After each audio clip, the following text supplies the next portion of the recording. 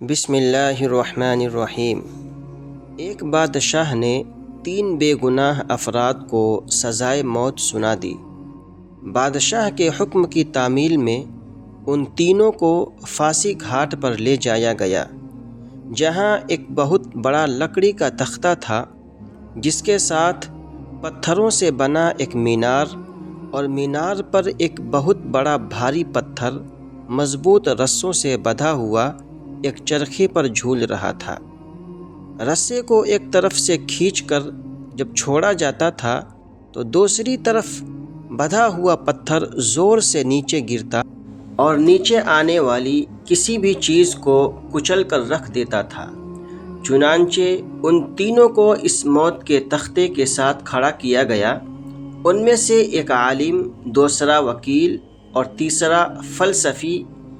سب سے پہلے عالم کو اس تختے پر ٹھیک پتھر گرنے کی جگہ پر لٹایا گیا اور اس کی آخری خواہش پوچھی گئی۔ عالم کہنے لگا، میرا خدا پر پختہ یقین ہے، وہی موت دے گا اور وہی زندگی بخشے گا، اس کے سوا کچھ نہیں کہنا۔ رسہ جیسے ہی کھولا گیا، پتھر پوری قوت سے نیچے آیا اور عالم کے سر کے اوپر آ کر رک گیا۔ یہ دیکھ کر سب حیران رہ گئے اور عالم کے پختہ یقین کی وجہ سے اس کی جان بچ گئی اور رسہ واپس کھینچ لیا گیا۔ اب وکیل کی باری تھی۔ اسے بھی تختہ دار پر لٹا کر آخری خواہش پوچھی گئی۔ وکیل بولا، میں حق اور سچ کا وکیل ہوں اور جیت ہمیشہ انصاف کی ہوتی ہے۔ میں بے گناہ ہوں اور یہاں بھی میرا رب انصاف کرے گا۔ رسہ کھولا گیا اور پتھر پھر پوری قوت سے نیچے آیا اور اس بار بھی وکیل کے سر پر پہنچ کر رک گیا۔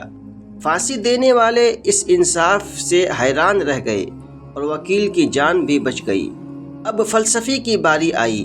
اسے تختے پر لٹا کر آخری خواہش پوچھی گئی تو وہ بولا، اس دنیا میں نہ کوئی خدا ہے اور نہ وہ کسی کو بچاتا ہے۔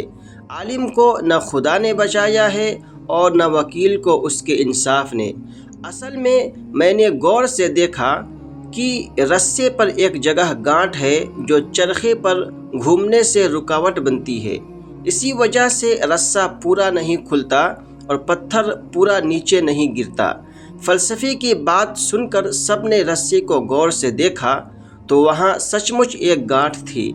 انہوں نے جب وہ گانٹھ کھول کر رسہ آزاد کیا تو پتھر پوری قوت سے نیچے گرا اور فلسفی کا ذہین فتین سر کچل کر رکھ دیا۔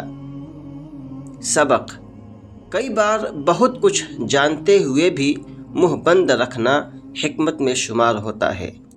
دوستو، اگر یہ واقعہ پسند آیا ہو، دل کو چھو گیا ہو تو لائک، کمنٹ اور شیئر ضرور کریں اور ہمارے پیج کو ضرور فالو کر لیں۔ السلام علیکم ورحمۃ اللہ وبرکاتہ۔